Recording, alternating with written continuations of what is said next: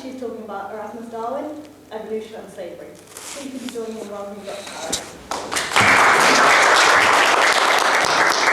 Okay, well, thank you very much for inviting me, and it's very good to be back at Oxford because this is where I was an undergraduate and I probably sat in this lecture theatre myself, so it's quite strange being at this side of it.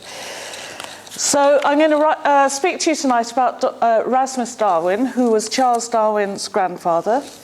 And you can see he's the standard picture of him that was painted in the 18th century. He's a rather boring, rather large man with a wig, not looking particularly exciting or interesting. And I'm going to be talking about how I wrote a book about him and how, as I researched into his life, through serendipity, through taking advantage of chance events, chance occurrences, I came to discover that he was a far more interesting man than I'd ever given him credit for. So I'll start by telling you where I started from, what I knew about when I started. So there he is. He lived in Lichfield for much of his life, in the Midlands, and that over there is his house. You can see there's the 3 spires of the cathedral. Lichfield Cathedral is very unusual in having 3 spires. So his house is right very close to the cathedral. And the picture underneath is the house is being converted into a sort of museum, so it's a picture of himself in his own house. He was a physician in Lichfield for much of his life. He was very popular with his patients, and you can see that he's rather large. That's partly because he loved eating.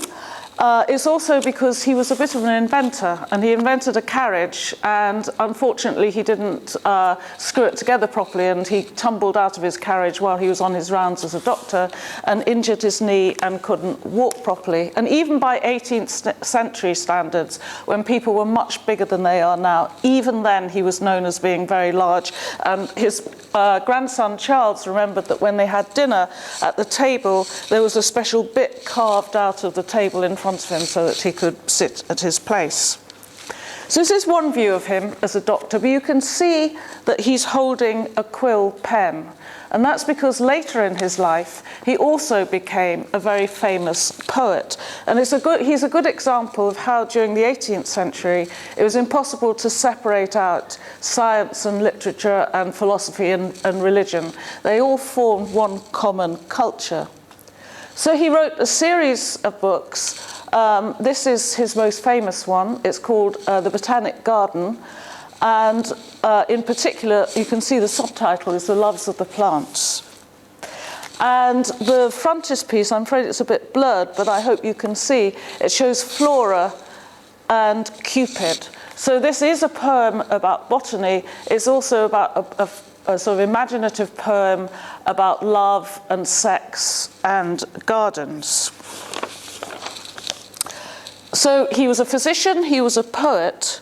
He was also, as I mentioned, he was very interested in inventing, and he was very enthusiastic about science and technology. And this is a famous picture by Joseph Wright of Derby that you might well have seen before because it's come to symbolize science.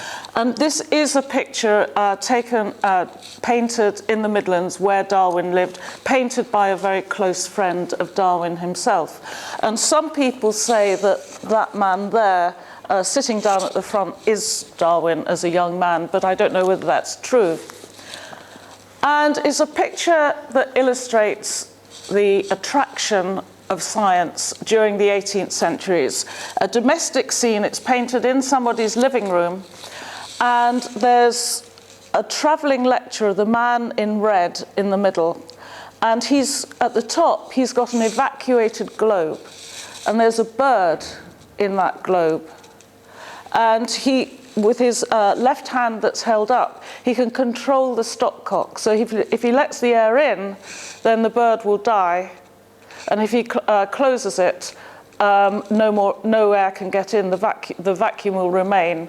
If he lets the air in, the bird will live. If the vacuum remains, the bird will die. So it's a sort of emblem of how natural philosophers, experimenters, have got control over nature. And this was something that Darwin was very fascinated by. So that, when I started out, that was the view I had of Darwin. It's the conventional view that's in all the standard biographies. And then this is where serendipity started to come in, which I mentioned in the title. I was reading something else, and I found a headmaster's diary from 1993, shortly after the French Revolution, when everybody was in England was extremely worried that all that revolutionary idealism was going to come over the channel and affect British society. And he said, "In the present ferment of men's minds, were I to visit Darwin frequently, we should be supposed to be plotting sedition." And that seemed to me to be a much more interesting view of Darwin that I'd ever received before. It seemed quite extraordinary to me. So I started thinking a bit about what was going on. 1793, this was a time when England and France were in great opposition. The King of France had just been guillotined, and Britain and France were at war. And you can see this is intensifying the difference between them. So you've got the contrast on the left between British liberty, and you've got Britannia, and you've got the ship and the scales of justice. And then on the right, this picture of all the atrocities that were supposedly happening in France, and the yellow woman in the yellow dress is a parody of the French Republic, and she's holding the stake with the head on the top. And there's a rhetorical question at the bottom, which is best, religion, morality, and happiness, atheism, perjury, or misery. So that's the sort of general atmosphere there was in England at the time. It was a time of radical politics and revolution. Everyone was afraid of revolution. There were also enormous differences in the way that science was practiced in France and England. We like to think of science as being an international pursuit, but it arguably isn't now. It certainly wasn't then. And so to illustrate some of the differences between French and English science, I'm going to tell you a fairy story. And this is a very old fairy story. It's a Persian fairy story about the three princes of Serendip. Serendip is the old name for Sri Lanka, or what was in the 18th century known as Ceylon. And it's about these three princes who are brothers, and they were sent abroad by their father to sort of toughen up a bit and learn a bit about the world. It's sort of like sent away on their gap year. And they were riding around a foreign country by horseback, and they met a merchant. And the merchant was worried because someone had stolen his camel. So the three sons immediately said, was he blind in one eye? Was he missing one tooth? Was he carrying butter and honey? Did he have a limp? And the merchants immediately said, well, that's a perfectly accurate description of him. You must have stolen him. And the three princes were put in prison. And then they explained how it was that they'd worked out what the camel looked like. They'd been walking along the road, and they noticed that something had been eating the grass from on one side where the grass was actually less lush than the other side, so they concluded it was blind in one eye. There were little tufts of grass sticking up, so they concluded it had a tooth missing. There were trails of ants and bees, so they knew about the honey and the butter, and they could see from its footprints that it was lame. So this was an example of how you could work out things by deduction, by following clues that were left. So there was a long sequence of translations through the centuries of this fairy story. And in the 18th century, it came to Europe. And first it came to France. Well, Voltaire, a very famous French dramatist and essayist, translated it into French. And he got rid of the camel, and he got a detective called Zadig. And Zadig was a Sherlock Holmes type detective who followed clues, who worked by inexorable logic. And he had a great influence on science. Georges Cuvier, paleontologist, who called himself the scientific Zadig. And one of the great claims that he had was that if you gave him just one bone of a prehistoric animal, he would be able to work out from that the appearance of the whole animal, or if you gave him a fossil, one bone from a modern skeleton, he would be able to work out what it is. So that was the French influence of the Three Princes of Serendip, this sort of is proceeding downwards, using clues, using logic, and arriving at the truth. The way that the Three Princes of Serendip was translated in England was completely different. This was when the word serendipity was coined by the Prime Minister's son, Horace Walpole, making happy and unexpected discoveries by accident. And it remains one of the 10 hardest English words to translate. So it seems to be a very English concept. And this was taken over into English science. So one of the biggest examples that's articulated of that is by this man, Joseph Priestley, who's most famous for discovering oxygen. And you can see all the apparatus that he used at the bottom for isolating oxygen, although he called it something else. And what he said was, more is owing to what we call chance than to any proper design or preconceived theory. So this was an emphasis on the role of serendipity in scientific discovery, very different from the French model of how scientific research should proceed. And actually serendipity played a large part in his own life, because as part of his research, he discovered how to make fizzy water. And he sold it to a man called Mr. Sweps, which was rather unfortunate because he could have been extremely rich and we'd all have been drinking Priestley tonic water. So this idea of serendipity is something which I think is also very important, not just in science, but also in historical research. Mostly, when you read a book of history, it's written as though it were by an omniscient narrator, as though the person writing the book, the author of the book, knew right from the very beginning everything that's in the book and just started writing at the beginning and continued through to the end.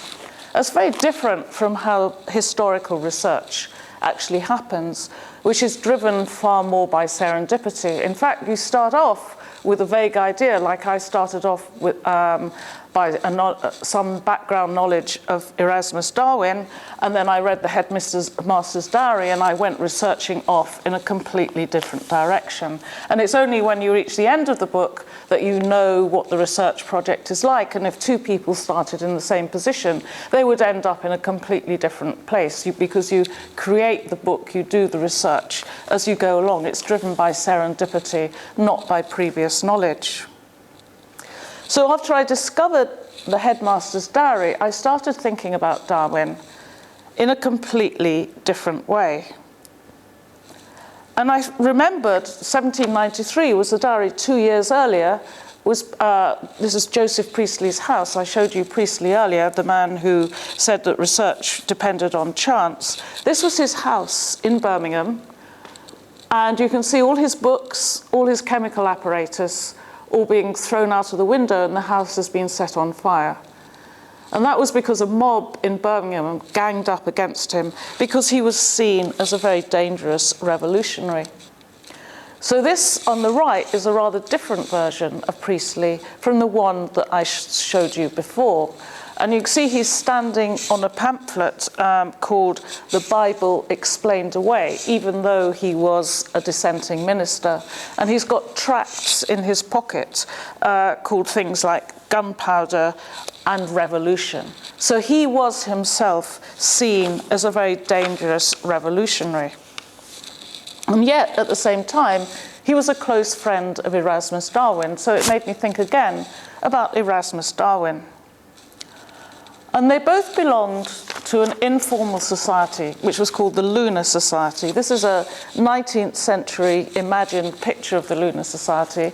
And it consisted of about 12 or 14 men, most of them scientifically very well qualified, who used to meet every month in their own houses in the Midlands.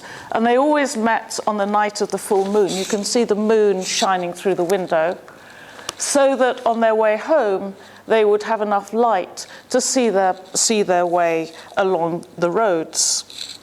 And this group of factory owners, of doctors, of chemists, of educational reformers, are often said to have been responsible, or one of the main reasons why the Industrial Revolution happened in Britain before it happened in other countries, because these discussion evenings were a chance for people who knew about science to mingle with people who were running the factories so that scientific ideas could come in to industrial production.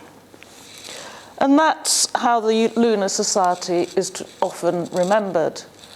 So this, for example, is the factory of Matthew Boulton, great metal manufacturer. And he's got some of the steam engines in his factory that were produced by James Watt. So Boulton and Watt collaborated. And when someone came to visit his factory, this is what Boulton said: "I sell here, sir, what all the world desires to have, power." And that was a play on words. He meant the power, the steam power that would make the machines work more efficiently. He also meant social power that is brought by money and wealth, that you can rise socially as well. So this is a list of the members of the Lunar Society. And what I've done is print in red all the people who are also fellows of the Royal Society. So you can see that a high proportion of them were also fellows of the Royal Society in London. And in brackets, I put what they did. I've given them rather modern names. So Boulton, that I mentioned, who was a metal manufacturer, he ran a big factory. Erasmus Darwin, physician and botanist. And there was an inventor, a gun maker. James Keir, very famous for inventing soap and glass. And there's Priestley and Watt. Josiah Wedgwood is interesting because he's most famous as a potter, that blue and white pottery. But it's another example of how you can't separate off science from other activities in the 18th century, because in order to create new pottery that other people couldn't imitate, to make his pottery ahead of that of his competitors, he had to carry out a lot of chemical research on all the different clays and minerals and colours that he was using. So nowadays we would probably call him a mineralogist. And you can see that he's in red because he was a fellow of the Royal Society, and that's because he invented a very high temperature thermometer, a pyrometer, for measuring the temperature in the kiln. So he needed the high temperature thermometers for his pottery, but for chemists at the Royal Society, it was also very useful to have it. So you can see Darwin was a very eminent member right at the centre of the Lunar Society. All these scientific industrial activities going on, and yet that made me wonder, so why was he a poet? So I looked at some of the books that he wrote, some of the poems, and I must warn you that I find, you might like them. I personally find them very interesting. I don't really like them as great poetry, but they're still interesting for what they say. So this is his first poem. There's about 2,000 or 3,000 lines like this. This is just one typical couplet. Medea's soft chains, 5 suppliant bow confessed, and hand in hand the laughing bell address. Alike to all she bows with wanton air, rolls her dark eye and waves her golden hair. So there's this sort of semi-erotic, titillating tone that goes right through the whole poem, but it's all about goddesses and it's all about plants. And it's called The Loves of the Plants because although it seems like rather these sort of hackneyed heroic couplets, it's actually an exposition, a popularization of Linnaean botany. So this is Carl Linnaeus on the right, most famous for the binary classification system of plants and animals that we still have today. So he was the person who introduced Homo sapiens, for example, as a label. And this is one of his earliest diagrams of plant classification. And it goes across, there's 24 different classes going across. And those classes are determined by the number of male stamens in the flower. And then there's subgroups, which are the female pistils. So you can see it's replicating the social hierarchy that there was in 18th century Europe, where men were automatically seen as being superior to women. So the classes were defined by the number of male stamens, and the secondary groupings by the number of female pistils. And then what happened later on is, once this classification system had been accepted, that people could turn around and say, in nature, the grouping is done primarily by the number of male stamens, therefore men are superior, or the male version is superior in nature, therefore men should be superior in human society.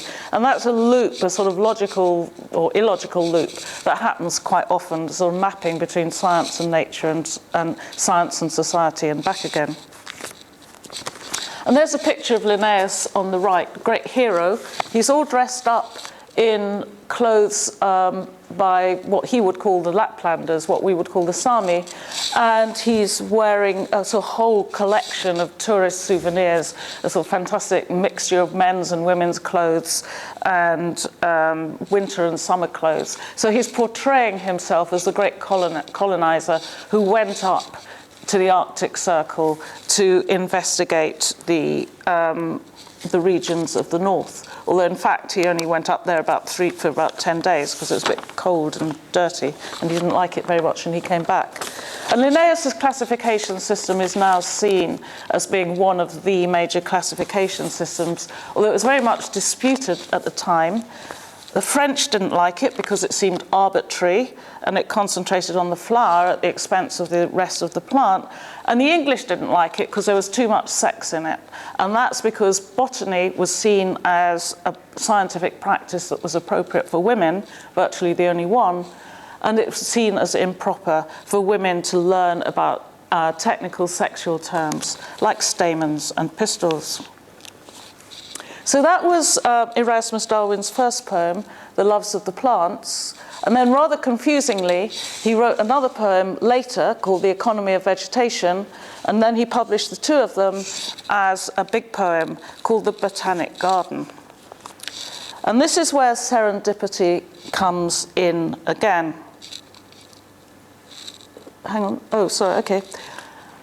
So I was looking at that book, The Loves of the Plants, in the university library in the rare books room.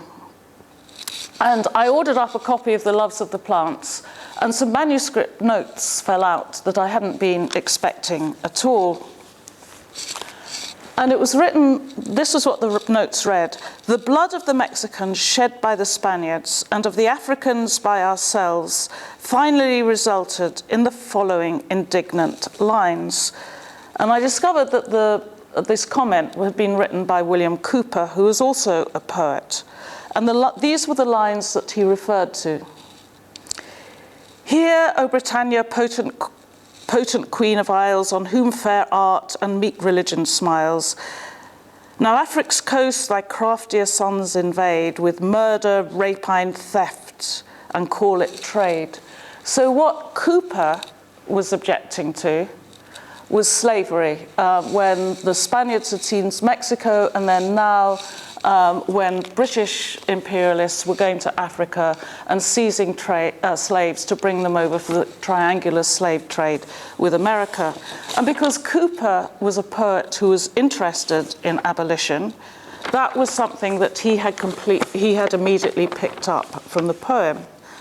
Whereas when I read the poem, I'd been constrained by what I knew about it already, which was that I knew it was a poem that celebrated plants and also celebrated British industrial innovation. So this is one of the famous poems that Cooper wrote about the Negro's complaint. It was a Negro in the 18th century wasn't a term of condemnation or abuse, it was a descriptive label, rather like we would say black African now. So I came across Cooper, who I'd heard of as a poet. I didn't know he was an abolitionist, and I was initially rather surprised to learn that slavery still existed in Britain in the second half of the 18th century, because I thought this was the period of the Enlightenment and this was the great age of reason. And I pretty soon discovered how important slavery was in 18th century Britain. So this is a schematic map of the triangular slave trade. The arrows, the ships followed the currents and the winds, because it's more efficient to sail that way round than the other way round. So if we start with Britain and Northern Europe, Britain exported manufactured goods, notably cheap woven cotton and also guns, and traded them for slaves and for gold on the west coast of Africa. And the going rate was approximately 1 gun buys you 1 slave. Then these slaves were shipped over to America in the most appalling conditions, to the West Indies and the southern states of America, where they were used to produce raw materials, primarily sugar, especially for Britain. Sugar was very important for Britain. There was also some silver and tobacco and other raw materials, and they came back to Britain, and the whole cycle continued. And the British economy depended on the slave trade to an absolutely enormous extent. And so it was very difficult to get it abolished. And as just 2 examples of how rampant slavery was, this, on the left, this is a little figure of Aesop, who was himself a slave, but I discovered that on a postcard rack in the Fitzwilliam Museum, which is the equivalent of the Ashmolean. And you can see the slave is wearing a gold chain. And it was quite common for slaves in Britain to be given Latin or Greek names like Homer or Plato. And it was a sort of form of denigration, of mockery, to give them those rather foolish names. And you can see in the middle there, it says to be sold by auction. This was in 1771 in Lichfield, where Darwin himself practiced as a physician.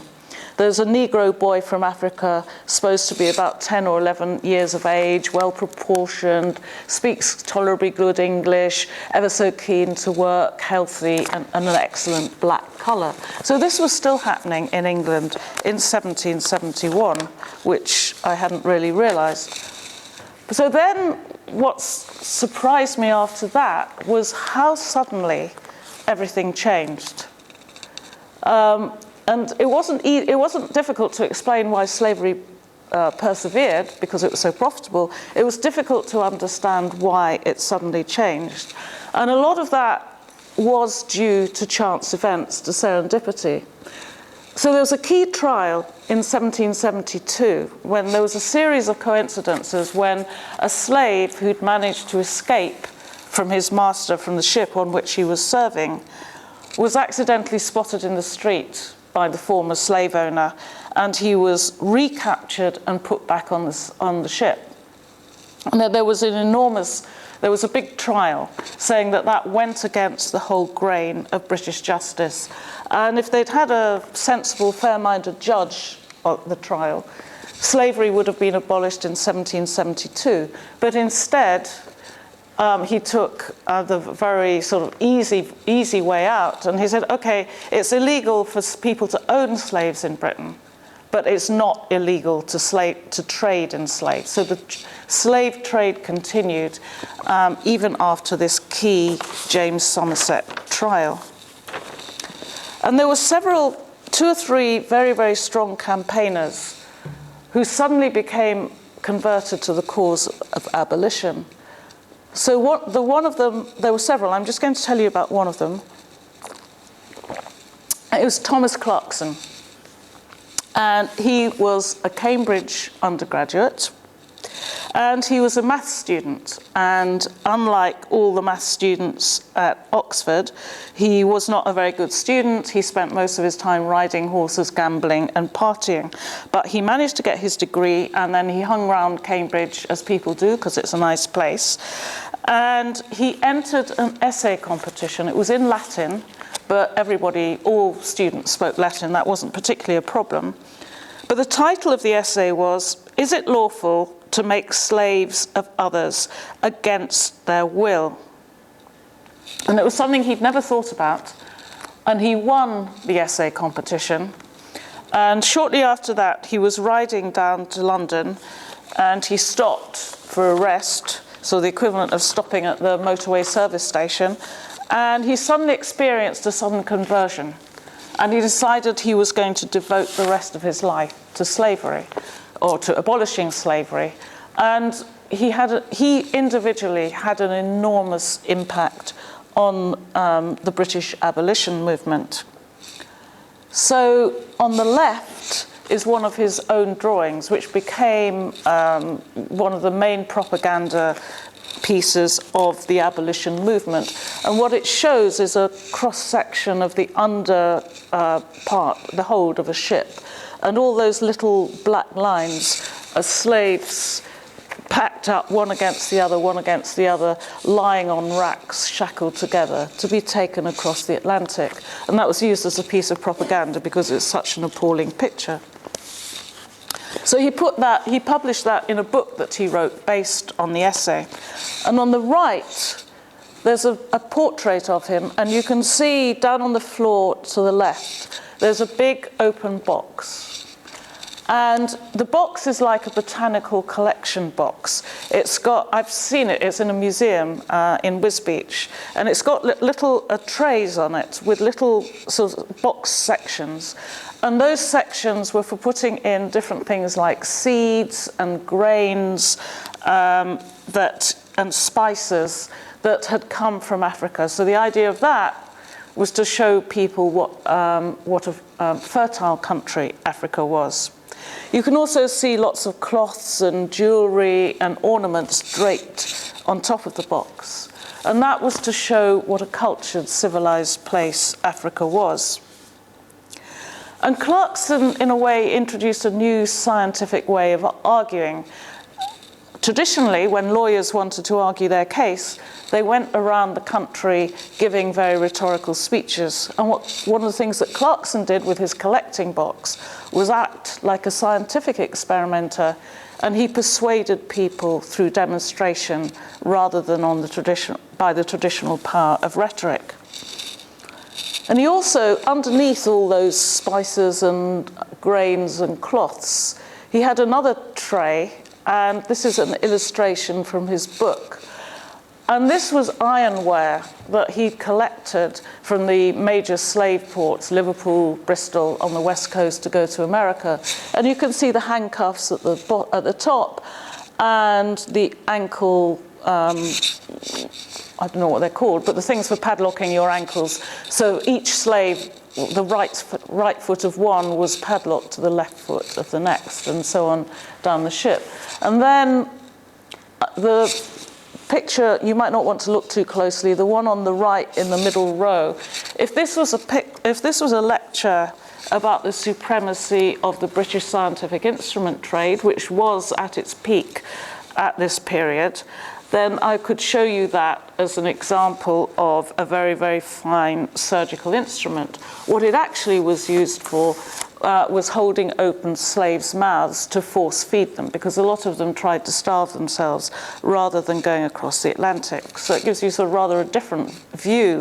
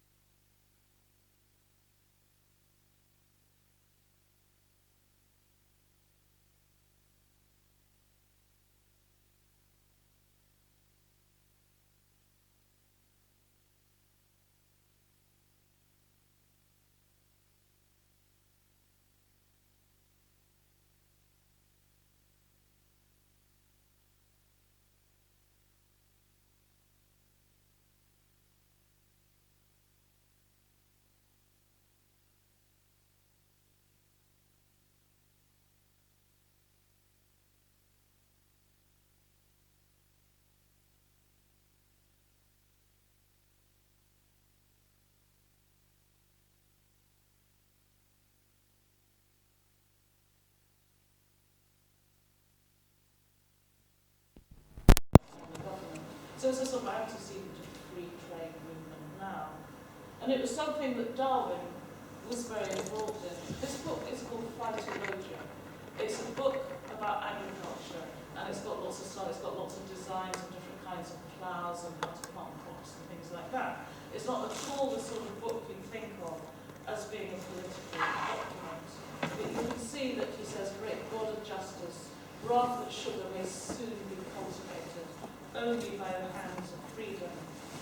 And Darwin was one of the great leaders in the campaign to grow sugar beet in England and use that as a sweetener, rather than importing cane sugar from the plantations which were run by the slaves. I'm going to change, and instead of talking about abolition, I'm going to talk about evolution. And this is a cartoon, it's by Gilray, that I found slightly by chance. And that big green, see if I can get my going. That big green scaly monster is meant to be the horrors of the French Revolution and the Reign of Terror under Robespierre. And then there's these three English political radicals, and those red hats that they're waving in their hands are the French caps of liberty with the tricolour, the blue, white and red rosette on it. So this is a symbol of revolution. So this is a caricature against the evils of revolution. And these are all sorts of political tracts. That's called the Cornucopia of Ignorance. But the thing that interested me was above that you can see a basket with some flowers coming out of it. And I'll show you a close-up. So the close-up, there's the Cornucopia of Ignorance, and then the basket, they're not actually flowers, they also are caps of liberty. And the label on the basket is, it says, zoonomia /Jacobin plants, or Jacobins were the French revolutionaries. So it's linking together a book called Zoonomia and the revolutionaries in Paris. And Zoonomia, it will not surprise you to learn, was another book by Erasmus Darwin.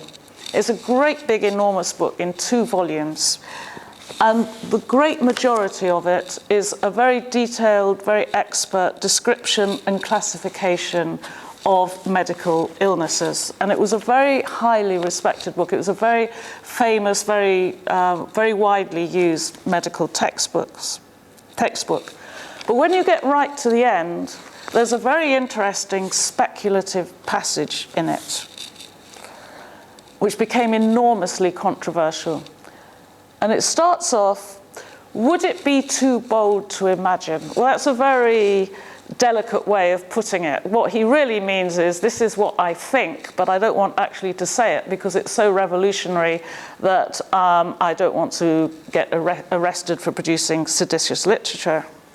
So would it be too bold to imagine? So this is arguing against the Bible. In the great length of time since the earth began to exist, perhaps millions of ages before mankind. So that you have to remember, this is about 60 years before Charles Darwin's book on the origin of species. So he's suggesting that the earth was not created 6,000 years ago. A lot of people would have agreed with him even then. But he's saying that the earth has existed for many millions and millions of ages. And then, even more controversially, he went on to say, would it be too bold to imagine that all warm-blooded animals have arisen from one living filament that continues to improve by its own inherent activity? And one of the things it says in the Bible, in the book of Genesis at the beginning, is that how the earth was created is how it is now. And this is a very clear statement of evolution, that you get some little creature that at the beginning, and it gradually changes and improves and progresses in some rather ill-specified way. So these ideas were seen as being quite sacrilegious, but they were sort of tucked away unobtrusively in the back of this very orthodox medical and influential medical textbook. But Darwin also wrote this poem that came out just after he died, called The Temple of Nature, or The Origin of Society. It's got these fabulous illustrations. This one's by Fuseli, but there's also illustrations by William Blake as well. And it's a very, very long poem, several thousand lines long. And in that he outlines in poetry an evolutionary model of the universe, starting somehow with some little element of life. He calls it an ENS, E-N-S, a fundamental being. And he imagines it gradually changing and developing and growing, so it goes through the insects, and then you get to the fishes, and then you get the birds, and then you get the animals, and finally mankind emerges, and then it's the origin of society. He paints a picture of how society develops. And he's got this very sort of Manichaean vision of good versus evil, constantly fighting against each other. And he instead of seeing God as the ultimate creator, he has this amazingly forceful power of nature that everything expresses itself through natural laws. And it was very, very controversial, and it was put on the Vatican's banned list for many years. He's also one of the couplets in it. It's from hunger's arm, the shafts of death are hurled, and one great slaughterhouse, the warring world. And that always seems to me quite a sort of something that could have been written by his grandson, Charles Darwin, who had not yet even been born. They never knew each other. This idea that there's a state of constant warfare in nature, and that's the process through which evolution happens. And Charles Darwin read Erasmus Darwin's book, Zoonomia, once when he was a student and once when he came back from the voyage on the Beagle. And on the right is the first page of the notebook in which he first developed his idea of evolution by natural selection. It's the notebook in which he drew a little sort of sketchy evolutionary tree. And you see that he's called the first page, it's called Zoonomia. So I think Erasmus Darwin's life provides a different way of thinking about the origins of evolutionary theory, which is very often said completely falsely to have originated with Charles Darwin in the middle of the 19th century. So I'm going to finish for the last few minutes just by going back to the Lunar Society, which I talked about earlier, and talk about them in a different way. I've been talking up to now about how science, slavery, politics all intermingled, and literature, you just can't separate them at this stage. And yet when I showed you the members of the Lunar Society at the beginning, I put in red all the ones who belonged to the Royal Society. And what I didn't mention deliberately was only three, who were left in black. And in conventional accounts of the Lunar Society, and the Lunar Society is seen as being the foundation of our modern consumer industrial society, those three are usually glossed over. So I wondered if it would be possible to reinterpret the Lunar Society and think about that in a different way. So I started looking at the three in black, and I'm just going to tell you about one of them. This man called Thomas Day. He was extremely rich. He was an educational reformer. And this book, Sanford and Merton, was a sort of Victorian bestseller right through the 19th century. It was a moralizing story that parents often bought for their children because there's a poor boy living next door to a rich boy, and the poor boy is very morally virtuous and the rich boy is very selfish and badly behaved, and gradually the poor boy converts the rich boy into a good moral, ethical way of living. So this was a very, very popular book amongst Victorian parents for their children. And Thomas Day based his educational ideas on the French philosopher Jean-Jacques Rousseau. And you can see in his left hand, he's holding Rousseau's famous book about education called Émile, about education. And the whole principle of Rousseau's educational system was that children should be led by curiosity. They should learn about what they're interested in, about what they want to know about. You should educate through love and kindness and freedom, not in a very old-fashioned disciplinarian manner. And Émile has had a huge influence on the way that we educate children now. And with a friend, Thomas Day decided he was going to carry out a scientific experiment.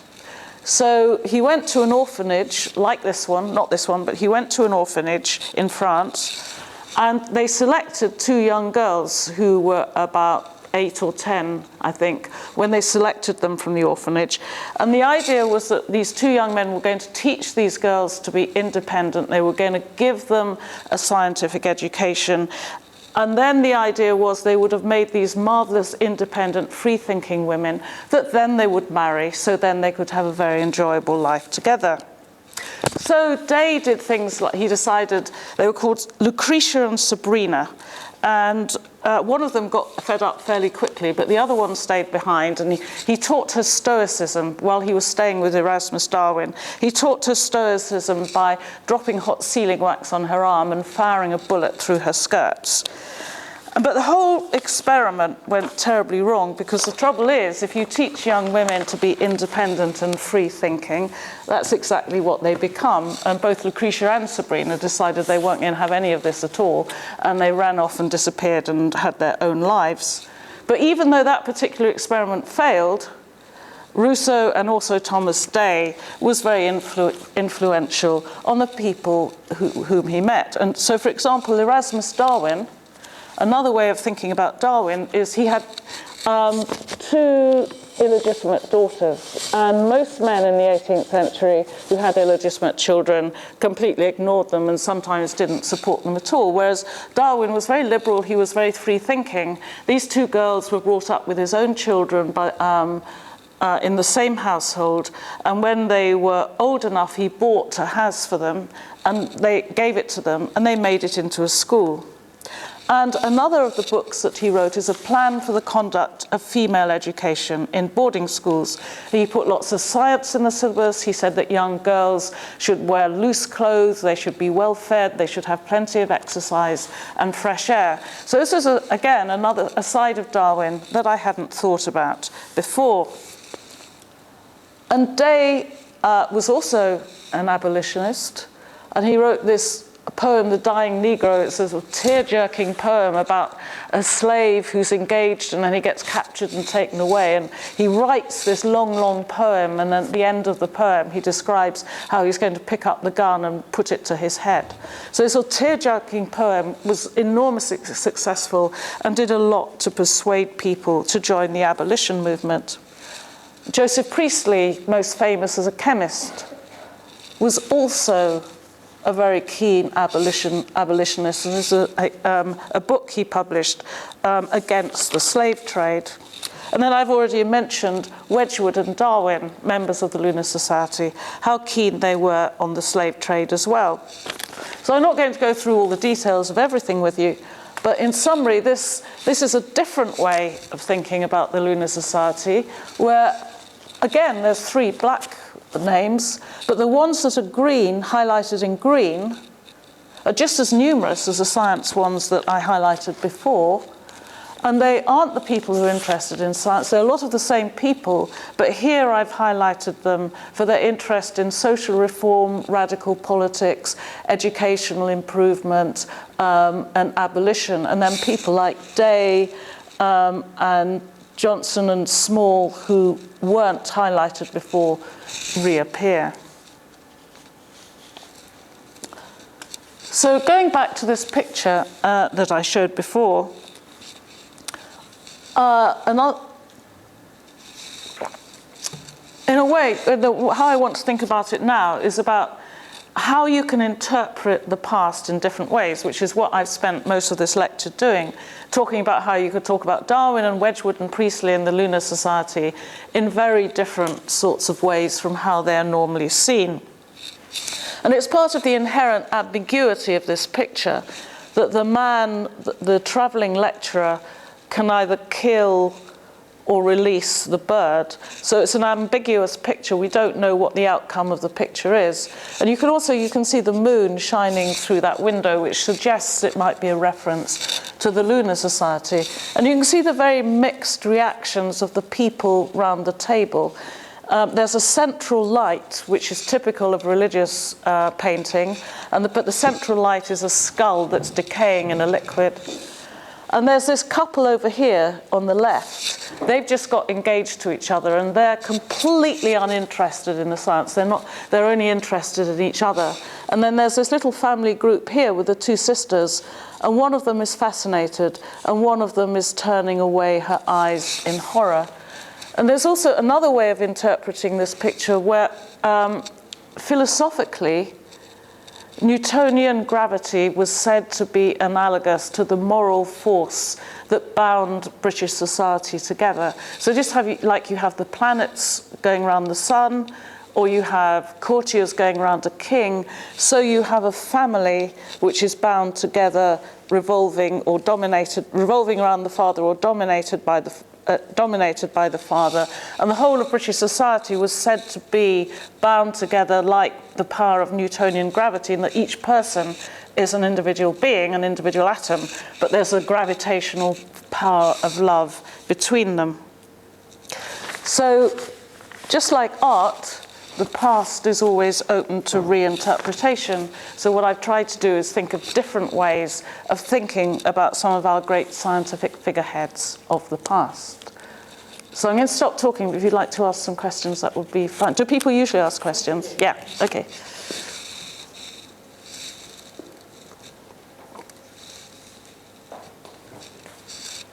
Do you think that the Lunar Society was just simply sort of a Midlands extension of the Royal Society, or that they really were an offshoot that had very different goals?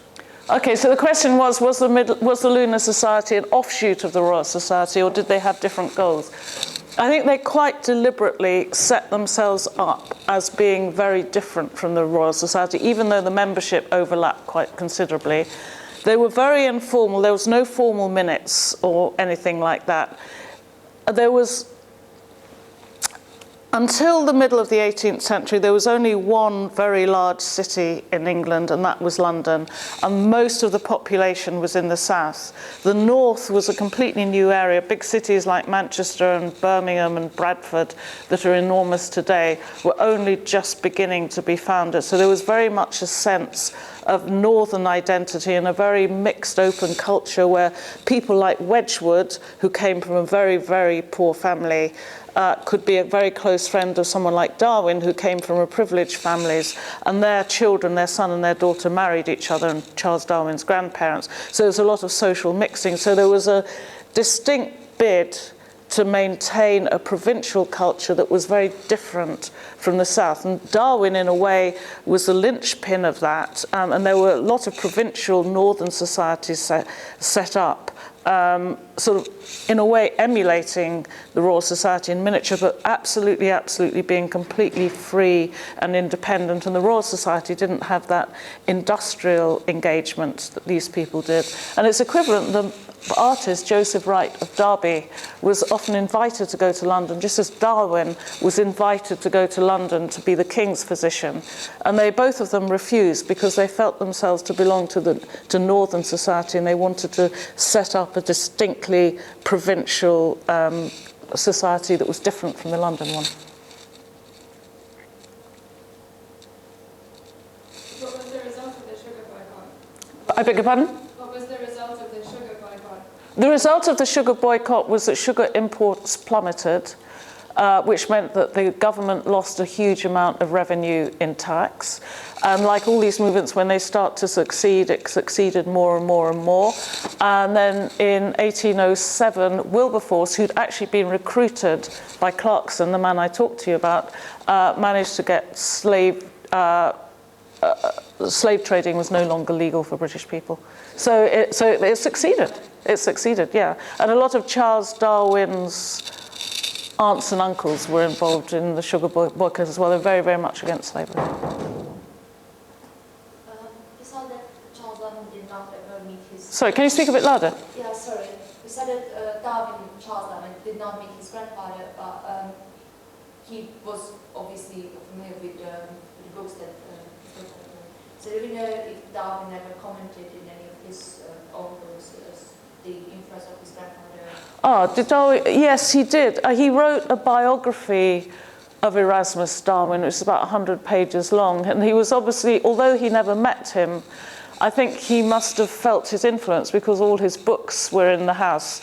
And so one way that he felt his influence was that Erasmus Darwin's first wife had died of alcoholism, and Darwin himself never drunk anything at all. And Charles Darwin said that attitude carried down through the family. So he said he was never allowed to drink a glass of wine because he was always reminded about his grandparents.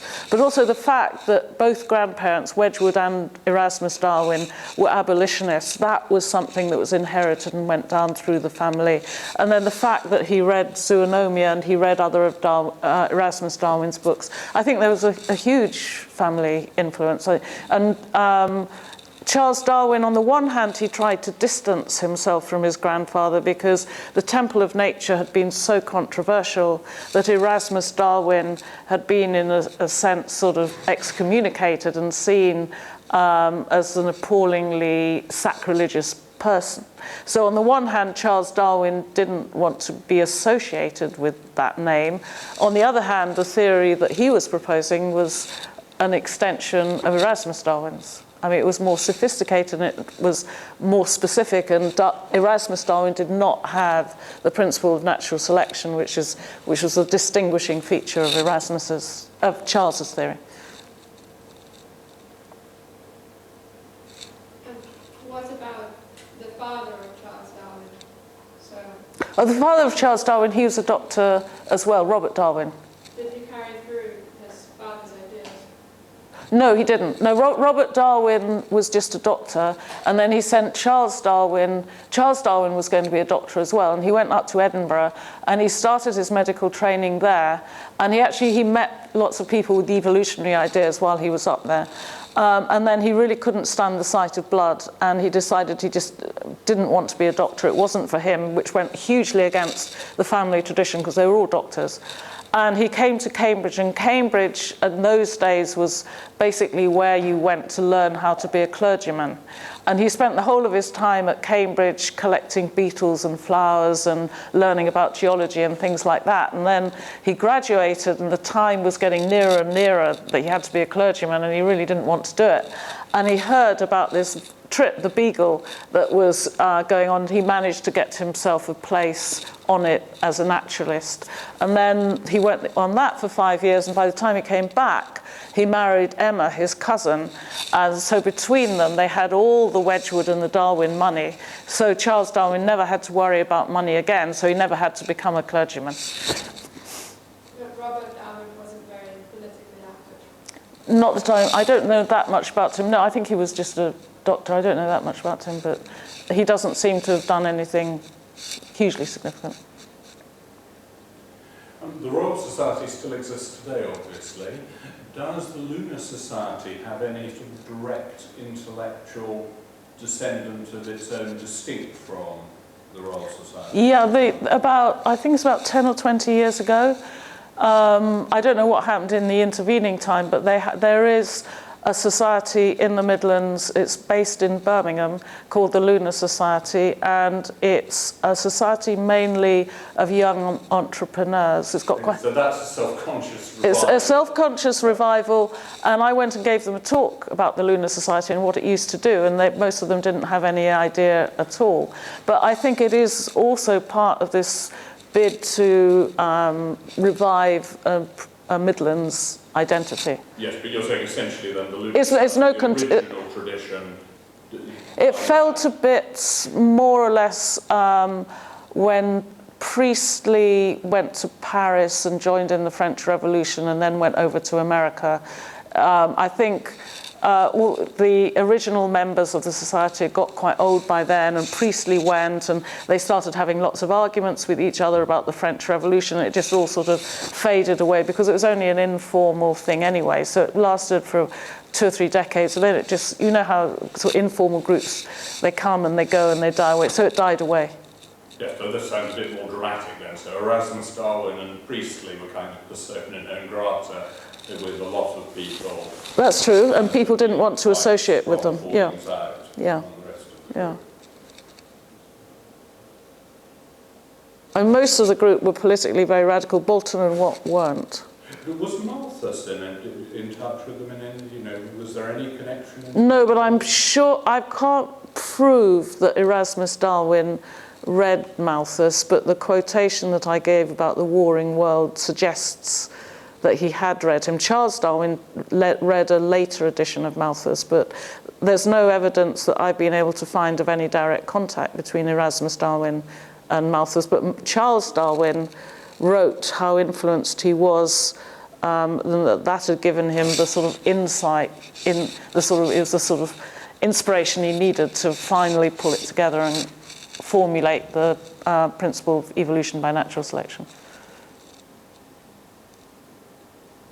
Malthus, for those of you who don't, Malthus was a political essayist at the end of the 18th century, and he wrote a book, and one of its central arguments was that the food supply increases arithmetically, but the population increases geometrically, so there'll come a point at which the population will outstrip the available food supply, and so then the population will suffer because there won't be enough food. That was his basic argument. And it was a very sort of dystopian, it's quite often, Malthusianism is quite often seen as seized on as a dystopian vision of the future. So, for example, in the beginning of the 20th century, people who were very xenophobic would talk about the Chinese people multiplying and taking us over, and there'd be a Malthusian crisis. It's quite often used in that sense. That's it, then we do have refreshments at the back, so please do stick around. And once again, thank you. Well, thank you for inviting me. It's been a great pleasure.